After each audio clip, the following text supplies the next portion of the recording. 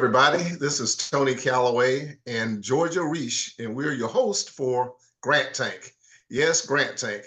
Here we're going to be talking to a nonprofit entrepreneur, and he's going to be sharing with us what he is doing with his organization, as well as the opportunity for our expertise, mine and finance, and Georgia's in the nonprofit realm, to give him insights that hopefully you'll be able to benefit from as you view the show. Now, the star of the show, my co-host, is Georgiareash. Georgia, how are you doing today? I'm good, Tony. Awesome to be here with you guys. I'm looking forward to it. Fantastic. Now, Georgia and I have been working together collaboratively for, I guess, about 4 years now. Would you just say? Yeah. And yeah, we've been doing our best to find those individuals out there who are seeking funding for their nonprofit organization. So it's been exciting to get to know you and your strengths as well as a financing entity. All right, fantastic. Well, this is our first episode, and we could not have a better guest than Mr. Gary Choice. Gary, how are you doing today? We're doing good. Thank you. All right. Now, where in the wide world are you? We're located in the big city of Tyler, Texas, which is probably the center of East Texas, which if you do 100 miles to the west, you hit Dallas. 100 miles to the east, you hit Shreveport. So we're right there in the center. And then we are deep in what they call the heart of East Texas. Wow. All right. Well, hey, you and I've gotten to know each other quite a bit over the past, I guess, almost 2 years now, and I'm really excited.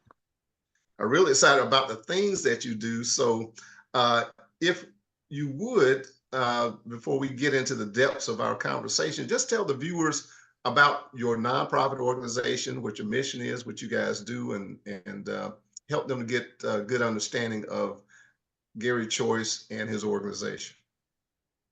Thank you. Victory Through Faith Ministry is a 501c3 nonprofit organization, and our slogan is helping to relieve human suffering associated with our veterans throughout the state of Texas and beyond. Our goal is not only to serve this population, but improve the lives of veterans by mobilizing the caring power of commuting around the world to advance the common good. Together, we can fight those who fought for us. The change starts with all of us. The wonderful thing about the name Victory Through Faith Ministry comes from biblical things that we have heard, but we try to implement it with our veterans and the homeless population and those that are dealing with domestic violence. First of all, what is faith? Faith is the substance of things hoped for, the evidence of things not yet seen. Hebrews 11:1. The second thing we really focus on is Hebrews 11:6, which is without faith, it is impossible to please God. And the last thing we do with our veterans, with our homeless people, we get down, as they say, boots on the ground, and we go to 2 Corinthians 5:7 for and we do it together, walk by faith and not by sight. That's everything in a nutshell. That's what we strive to do. And we're not a church, we're not a religion. We're an organization that is seeking to help those that has served our country faithfully and most of all honorably. Fantastic. Well, Gary and I share some common military experience. So I certainly am very, very excited to know that you are taking that challenge to serve those who have served us, and you're doing a great job. Now, with that as kind of a prelude, talk, briefly about, your history and how this has evolved, you being involved in the nonprofit realm. Okay, thank you, Tony. What we started off doing is we started off in the military back in 1979, and we served for 24 years in the military, where we started as an E1 and we retired as a major in the United States Air Force. Upon retirement, from the Air Force Reserves, let me put that out there. This was from the Air Force Reserves. We got off active duty and started immediately working for the United States Postal Service, which we spent 35 and a half years. and we retired in the executive level branch of the United States Postal Service. And when we retired, we needed something to do. We had always been doing something. And what we ended up doing was the vision that a lady named Gwendolyn Samantha Odom, who was a grant writer at the time, she brought it to us that veterans like yourself need help. And in 2019, we had the vision to form Victory Through Faith Ministry to help those like myself and Tony who are disabled vets. And it has been a long journey, but it's been a real profitable journey. So, because when you are helping those that can't help themselves, and if you really think about it, everybody's going through something. And I know that I could be homeless if it wasn't for my family. So that's the number one thing we try to bring with them, bring a family environment to them and let them feel like what we felt when we served in the military. We had a family environment. We knew there was somebody that had our back, and we didn't have to, if we got down, we didn't have to stay down. And that's what we try to implement with. Fantastic. Hey, Gary. Yes. Gary, can you share a little bit more about what you do on a daily basis? I mean, what it looks like when somebody walks into your facility, what's their experience and what do they receive? It's amazing. Most of the people that we service are not walk-ins. We go to the homeless shelter once a week. We go to a place here in Tyler called Camp V, and they show up every Tuesday, and that is where we see these people and word them out. And it's amazing when it gets around that there's somebody out there that want to help. That's when we get the call, and that's when we, as we said, put boots on the ground, and we go out to look for them and to give them. They don't want you to just give them something. They just need a hand up and for somebody to lean on. And they already down. They don't want to stay down. Right. It's fantastic. Well, Gary, I do want to move toward talking about the programmatic types of things and the funding and so forth. And so to the extent that you and I connected on the side of your Victory Through Faith operation where you're creating housing for veterans, and talk about how you've progressed with that part of the mission. Everything starts with, and I hate to say it like this, but everything starts with there is always a need for funding. What me and my wife have done over the last 35 years is work with HUD, which is Housing Under Development, and that organization helps low-income housing, and we started buying and flipping houses back in 1992, and from that moment we started helping those that was less fortunate. We were not trying to make any money because I had a full-time job and my wife had a full-time job, but we was just sustaining for our future. We was thinking about that. And when I retired, we had 6 houses, and the grant writer said, just turn all of those into veteran houses, where all of our properties was under the HUD umbrella. When we found out about we're losing you there, Gary. Seems like Gary's frozen a little bit, folks. Hopefully his signal will catch back up. And Gary, if you freeze for a moment, I'm going to let Georgia talk about what she and her organization does as it brings us together with you to help your organization. So, Georgia? I think one of the things that I'd like to emphasize about the work that Gary is doing is you can see that he definitely has a history. A lot of organizations, when they are eager to look for philanthropic funding from grants, they're worried that they don't have official history. But the cool backbone to Gary's work is that he and his wife have been doing this, even if they hadn't started the nonprofit legally or officially until later. They have this personal story, And that is the cool thing about all entrepreneurs. You know, it's your own story that is the history that, again, validates what you're planning to do in the future. So that's one of the more exciting things about what Gary brings to the table, is that real nuts and bolt work that's essential to proving your value in a grant presentation. All right, so Gary, you and I met back in 2002 on the subject of financing your development of housing. So if you would, talk about how you've pursued that part of your mission for Victory through Faith Ministries. Okay, one of the things that you have to learn on the financing end is if you don't have all of your financial picture for your organization in order, that's the number one thing you have to do. And working with Tony, I actually got to develop a financial picture for funding. And it entails a lot of the things. And the number one thing that I had to learn was funding requires them to know who you are and your background and what you've done in the business.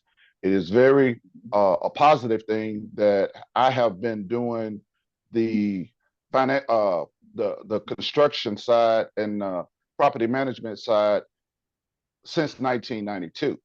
So we had to draw that picture. We also had to get a financial picture of our organization, what we've done over the last 5 to 10 years, and what kind of income we had over the last 5 to 10 years. And then we had to bring that together. And then we had to go forward with, how are you going to look 1 year from now, 5 years from now, and 10 years from now? So that is really important. And then we had to come up with a budget. How can you make all of this happen? And if you do get a loan, can you repay this loan along with the expenses and your income to make it profitable? So it's really important that if you don't have this involved, you can't do anything. All right. And for everybody out there, as Gary was laying that out for you, the business I'm involved with is private capital, and the business is Private Money Syndicate. You go to privatemoneysyndicate.com and learn more. But if I can just take a moment, Gary. Now, Gary said that you have to, and that's absolutely right. Now, he had done it. The situation, I think that Georgia is really good at this. People know what they do. They're good at what they do.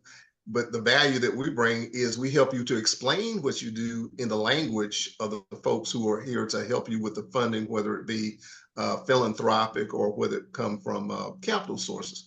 So I think that Gary has a great background and history in that. But again, the value of what we want to share with you guys here on GrantTank is we're here to be supportive of that translation, if the term is appropriate, to make sure that we're communicating your history and your value to the folks who will be making decisions to make funds available to you. And so with that, I want to turn it over to Georgia to talk through the grant assessment that she and her organization have developed. So Georgia, go right ahead.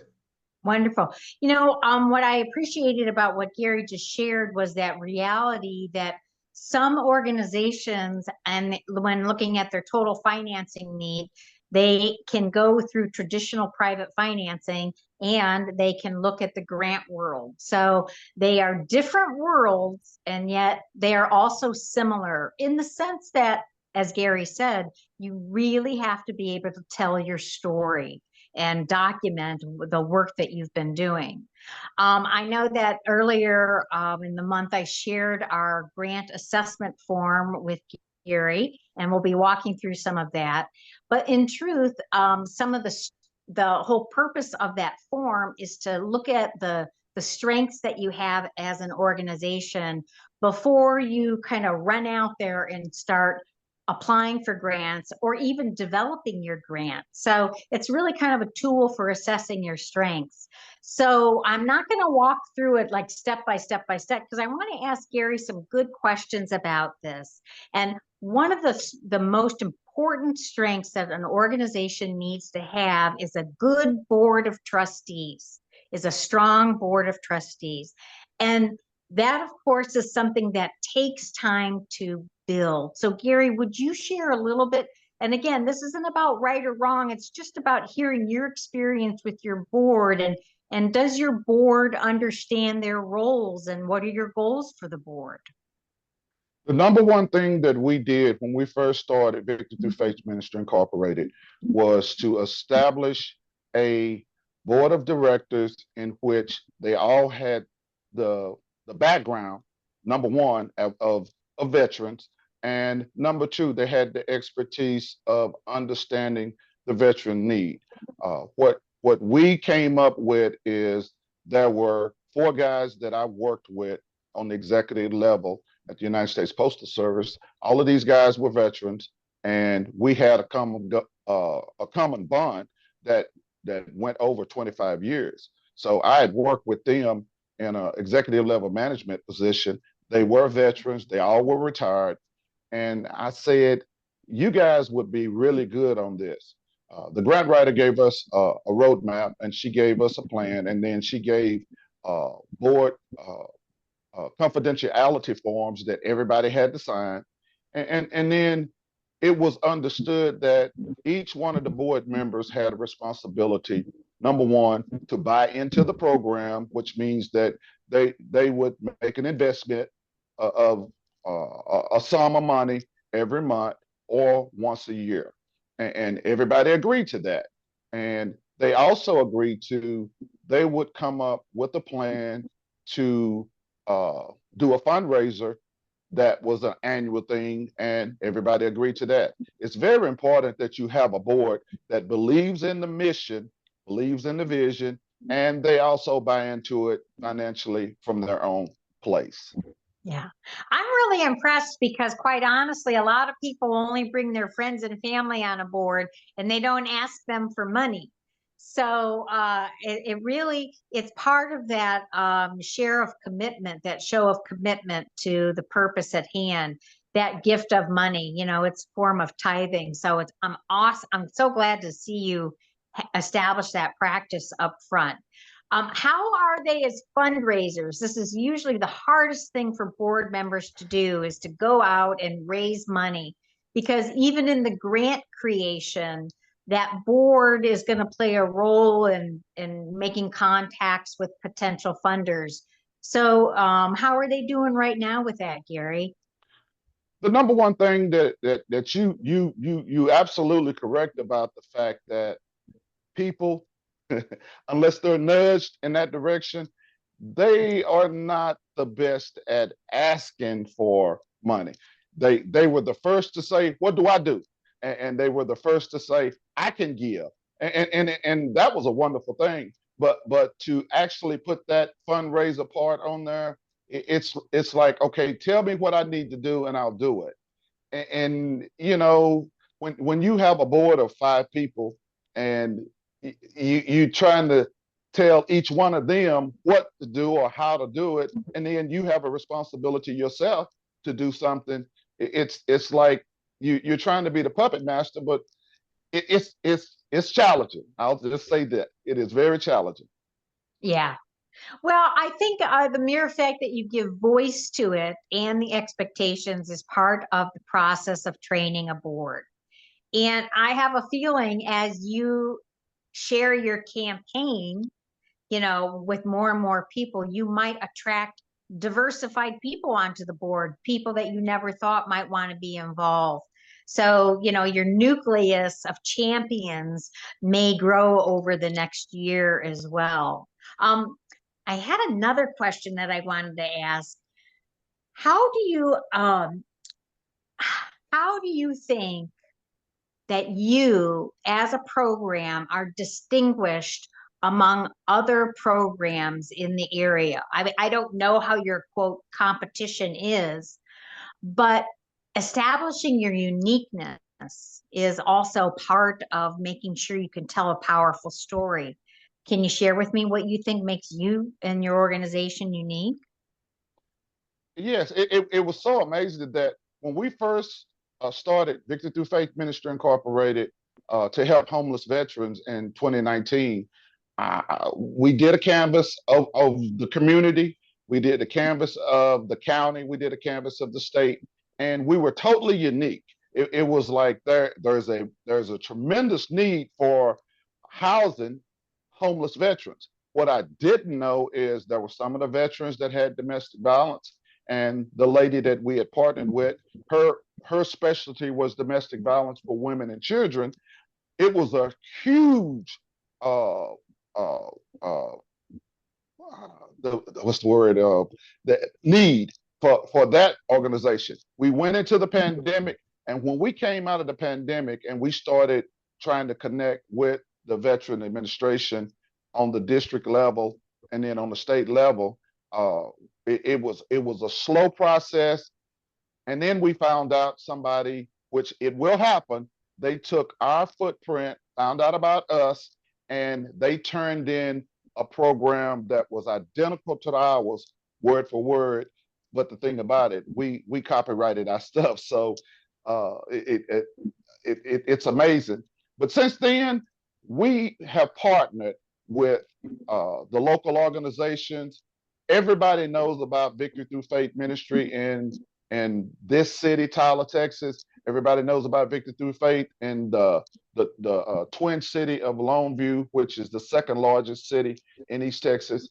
And throughout the state of Texas, they're learning that not only we are a company that's trying to help veterans, we're here to stay, and all we need is just a little nudge on the finance end, which is why we're so excited about Georgia, to help us obtain all of the goals that we have. Because locally, we get phone calls, and I'm gonna tell you, we get the phone calls at least 3 to 5 times a week saying, "Do you have beds?" And that's really important, because if there's no place for them to lay their head, you really don't have nothing to provide for them. Yeah, right. Well, you know what? I'm going to keep giving you some compliments, Gary. And the next compliment I want to give you is you mentioned something that really is the foundation to your story. And you mentioned you gathered some data. Now, I know it sounds boring, but that data gathering is the proof to an idea. So hundreds of thousands of people have wonderful ideas and they start nonprofits, but without that stronghold of good data that says, yes, there is a need. Yes, we are unique. Yes, this is why we're different. That data really is what supports your goals in the long run. So that data is what you're really trying to make an impact on 5 years from now. Wouldn't you love to see a shift in those statistics? So that's my compliment to you for, taking an honest view of what's happening in your whole community so you can create a program that's relevant, right? It's so amazing that you said that. The original person that helped us form Victory Through Faith Ministry, she was the original grant writer. She brought the attention that in the county alone, there was over 1,800 homeless veterans. And I was really shocked, because the number one thing is, where are these veterans? Because I go to the local VA health facility. I don't see them. And if I do see them, they don't look like they're homeless. And for over 1,800 in this community, and then it came up with almost 70,000 in the state of Texas. Now that's a need throughout the state of Texas. And once again, where are they? And I mean, this came from the statistics from the state of Texas website. So it is so amazing. And when you get data, it really opens your eyes to, do you really have a need or not? And that showed me we had a need in this community, and we wanted to be part of reducing those numbers. Now, I will get to tell you, since 2019, we have made a very small dent, but we've made a dent in that on bringing people out of the homeless sector and putting them into the environment in which they really deserve to be in. Right, right. Well, that small dent has long range implications for a human being and their family. So it's not small at all, in my opinion. So, and the cool thing about what you're doing is, you know, part of a grant proposal is there's this section that everybody hates to write. It's called objectives and action steps. And it is the most formulaic part of a grant that is boring and difficult. But it's rooted in saying, we are going to increase the number of beds by this. Like, the data drives that whole section of the proposal. So not to go on and on about data, but people minimize it's important, and yet it flows throughout a whole grant process and what you report back to the world around you at the end of the day. So hooray for you guys. Oh, the other thing I wanted to compliment you on, and if you would speak to it a little bit more because it's so important, is partnerships. Now, even in the business sector and the nonprofit sector, there is this huge movement towards looking at partnering in a very different way, a more collaborative way. And why partnerships are really important is because there's simply just not enough money to go around in the grant world. So you have to use the power of partnerships. And I'd like to hear how you've done that, because I've heard you mention a few groups you're collaborating with. It is so amazing. And you are absolutely right about the partnership. The number one thing is, and this is the old Baptist person in me, no man is an island, and you can't do anything by yourself. I told you our third leg of what Victory Through State stands for. It stands for we, and that we is not I, but it's we. For we walk by faith and not by sight. I was invited in 2021 to be part of the City of Tyler Mayor's focus group. When we first started that group in 2021, there was literally only about 10 to 15 people throughout the state of Texas that had different backgrounds and different ideology of helping with these homeless veterans. Today, we have a room full of over 200 once a month, and we all work together to help each other. When I first started out, I was one of only 2 people that was trying to help homeless veterans. And now there's at least a group of 10 that are in the room, and they're to put stuff together to help. It's amazing. The mental side is real important. And yeah. there's an organization here that they work with them. So you need the professionals to do what they do. And when you have a group of that size of over 200 people, everybody can work together. And once again, the old Baptist person, it says we all work together for the good. And that's what we're trying to do. We're working together for the good and trying to make this work. Let me get one more plug in there. Once a year, that big group of organizations, we all go, and there is a place where they all huddle up, and it's in the woods where it really is. And wow. They start on a Friday at 5 o'clock. We feed them dinner that day. We spend the night with them. Saturday, we get up, we do breakfast. We do a health fair all day long on Saturday, and then we feed them again for dinner, and then we wake up Sunday morning with breakfast and a prayer vigil, and we let them know we're not just here once a year. Somebody is coming once a month, and to let you know we haven't forgot about you, and if we have good news, we're gonna bring good news. If not, we do the thing that we can all do the best. If we try, we can pray for them, and we can pray with them, and we can let them know they're not by themselves. Right. Awesome. Wow. You know what? I just want you to have this vision in your mind of what you're doing, because given that note of partnership, so you know, the pebble in the pond and the rings of impact. Yes. Yes. Okay. I'm going to tell you something. Funders, foundations, they love to see that, because it's not just you and the people that you're serving, it's the impact of your partners, of a wider community, of the region. and then to the state. These little ripples out are what you're creating. So that's part of your long range survivability, quite Yes, it is. honestly. You know, Yes, it is. because the funder's going to look at you and they're going to say, well, they do good work down the block, but they don't have any broader impact. And then there's an organization over here having multiple levels of impact, including building coalitions. Mhm. You know, you really are more favorably positioned. So again, kudos to you, Gary. So that's Well, thank awesome. you. Fantastic. It has been a long 5 years, and I will tell you, it's been eventful. And one of the things that God brought into my life, I don't think nothing just happened. Meeting Tony and putting that business plan together, and now meeting you, Georgia, putting a whole package together. I can just say to God be the glory for all the things He's already done. Amen. Amen.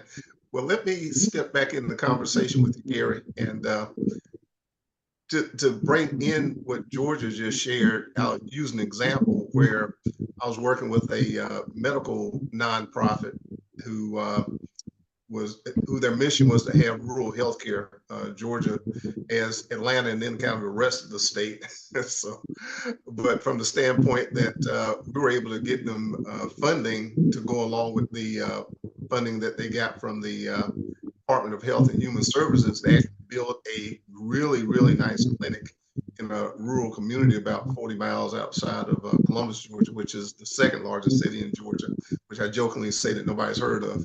But but to the extent that your organization is in a similar situation. So the things that you kept referencing where you and I started working together is to get the capitalization to build, and I believe it's 10 duplexes that are going to be used to house the veterans.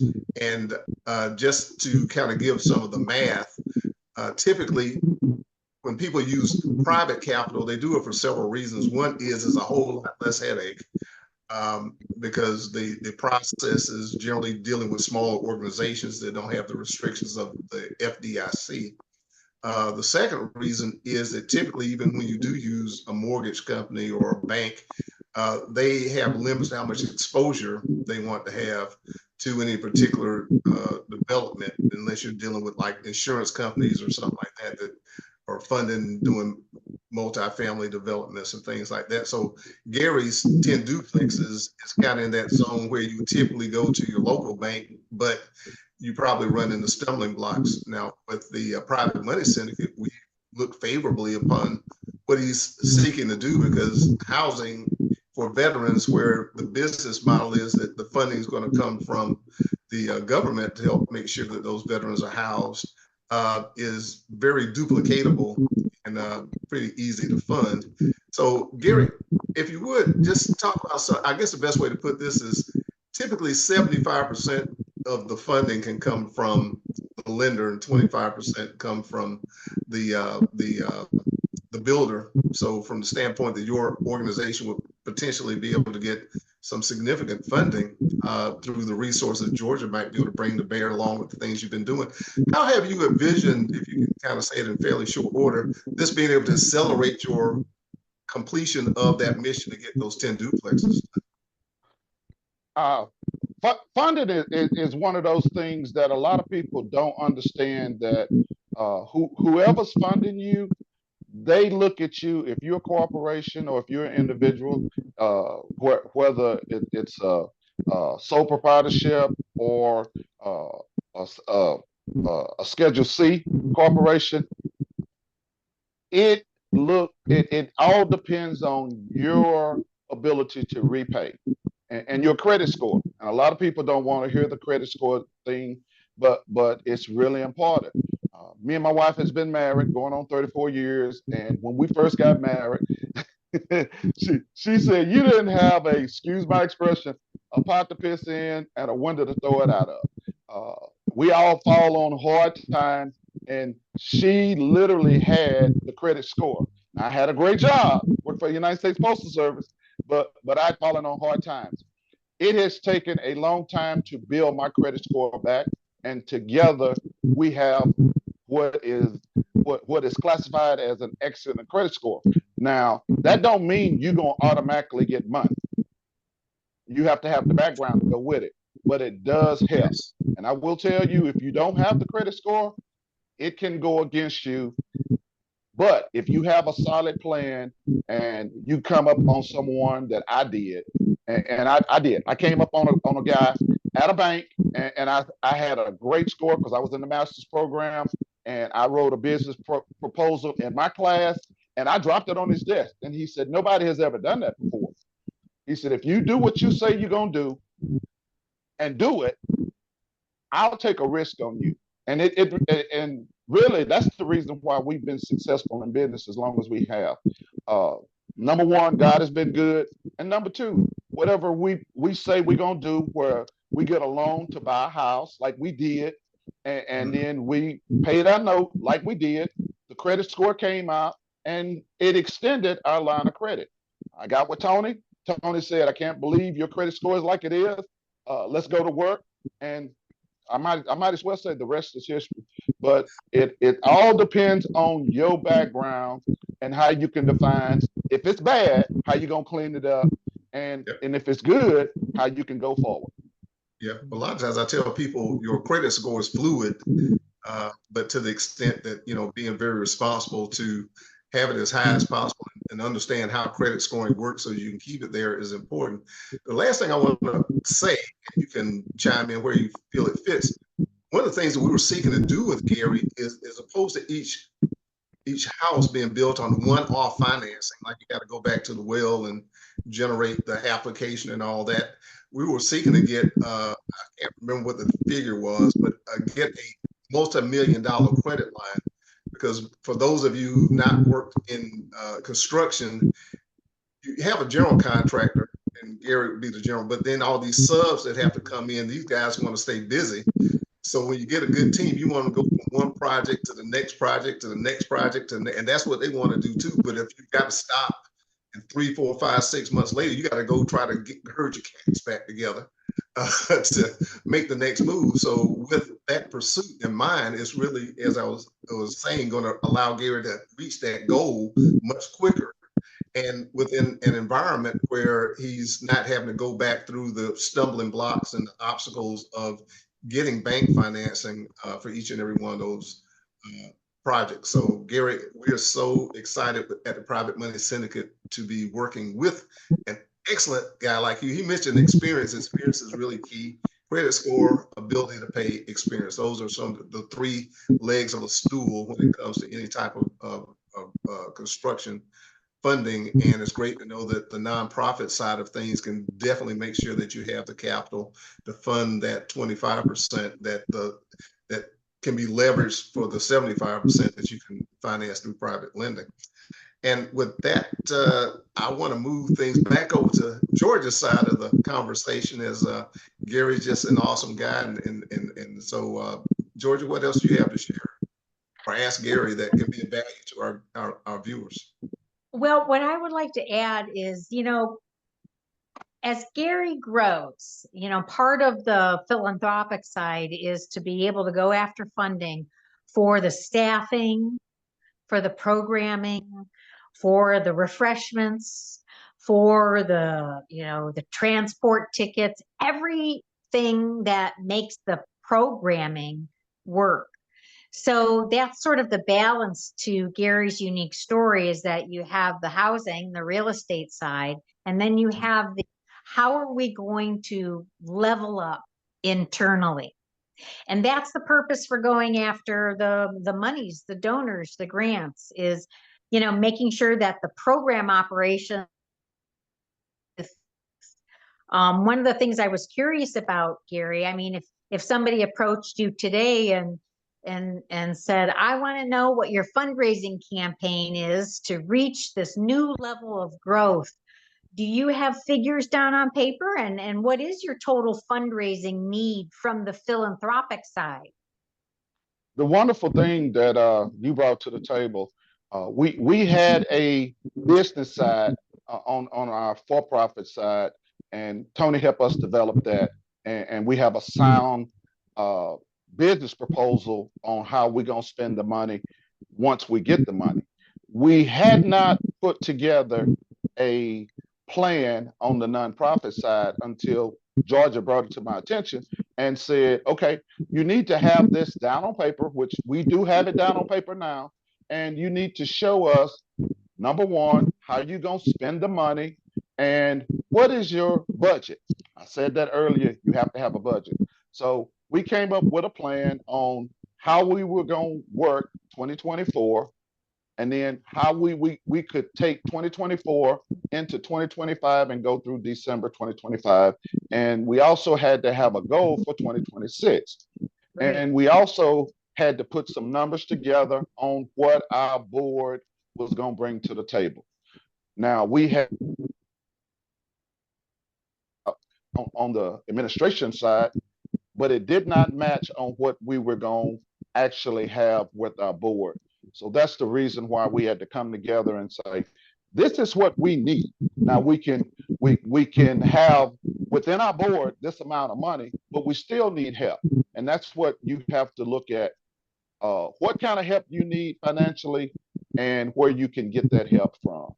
And Right. Georgia is the expert that we want to help us go forward with that help. You're the expert on what you need and what it takes to deliver. I think the budget always scares people and it's a little intimidating, but when you get to start putting numbers on a page, it means you as a leader have really, you know what it takes. Yes. You know that person A needs to open up at 7 a.m. Person Yes. B, you know the minutia of what it takes to do your organization. And that budget, although intimidating to put together, kind of honors the value of everything that you do by putting a number on it. So, whatever your campaign goal is from a philanthropic lens, whether it's 50,000 for 2024 and 25, whatever, you've demonstrated, what you're doing by putting it on paper. So that's an excellent first step. So congrats again. Thank you. Well, hey, and I'd like to say as we're approaching right at about an hour so far that, I'm excited for Gary to have found both of us. And I'm glad that we found him to the extent that, the mission that you or your organization serves is obviously demands more attention. And I would love to think that the model of what you're doing there in Tyler and working with us is something that can be, the Georgia mission, the mission, the pebble in the pond, that, you might be able to expand in some concentric circles to create a model that helps to address this veterans homelessness need.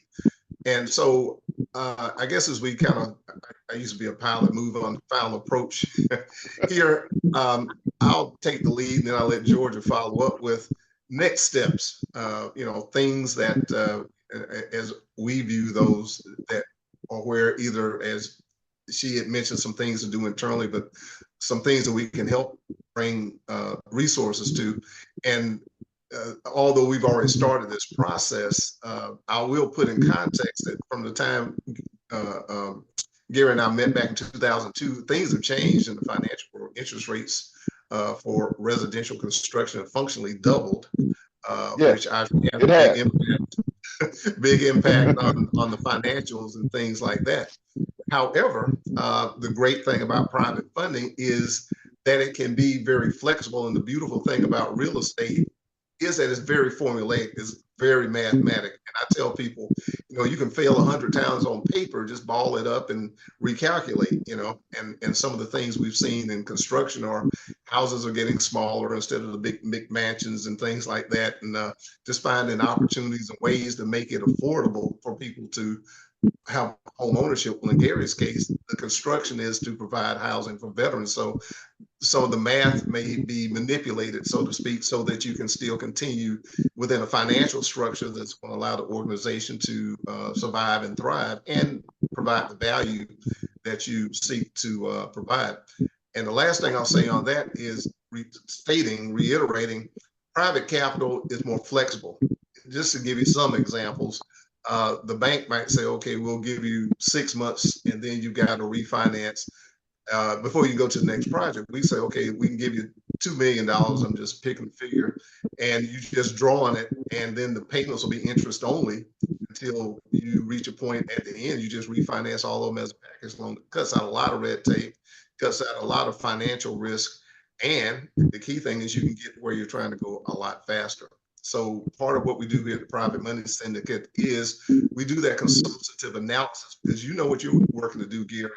We know the financial side of things.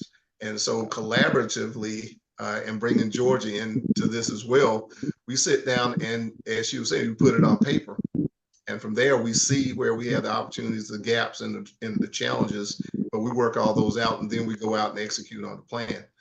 So I would certainly ask that as soon as the timing is right, and hopefully that'll be soon, we get back on the wagon. And like I said, where we have to do the math over potentially with the change in the financing environment, the macro environment, I still feel very, very confident that you can get those other duplexes built, get those homeless veterans in a very nice, comfortable, beautiful place. You've shown me some of your houses, the duplexes you built, and I'd be very honored for the Private Money Syndicate to be supporting you in that. So I just want to say I'm proud of you, man, and very thankful for you and what you do. So, And Georgia? I'd like to add one more comment on that. Or we'll say a recommendation for going forward. I mean, the cool thing is that you've told your story in many different kinds of way, and that budget that you guys are putting together is just that one way of telling a story. The only other recommendations I would have is to keep strengthening your documents. I mean, that grant proposal is a translation of a business plan, just in a different format. So telling your story with powerful documents, golly, that's how you get it done. I mean, you can verbally pitch somebody over a golf course and maybe get their interest, but you got to send in a document that's high quality and rises to the top. So finding ways to tell your story in writing and presentation is probably one of the next steps that I would recommend that you keep on working on. And I know you're doing that effort. Georgia, I really appreciate you sent me a model of what is called an executive summary, and in the professional world, we call that an elevator speech. You have 3 to 5 minutes to get it all out and get it all out quickly, and to summarize it. And as I was developing that is so amazing, because it's like a brochure of your whole organization from start to finish. And I love that you can put everything together.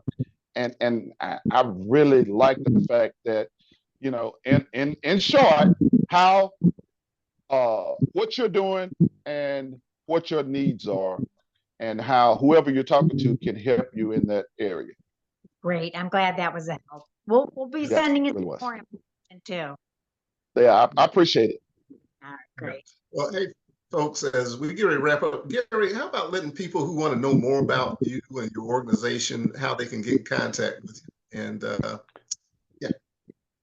What you can do with us, you can go to our website, www.victorythroughfaithministry.org, or shorten it, www.VTFM.org.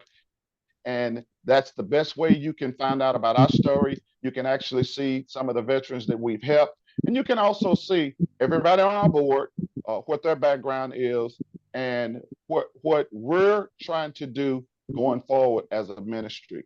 The number one thing is the houses that we have online, and also the houses we're proposing to build. All of that is right there for you to see on that website.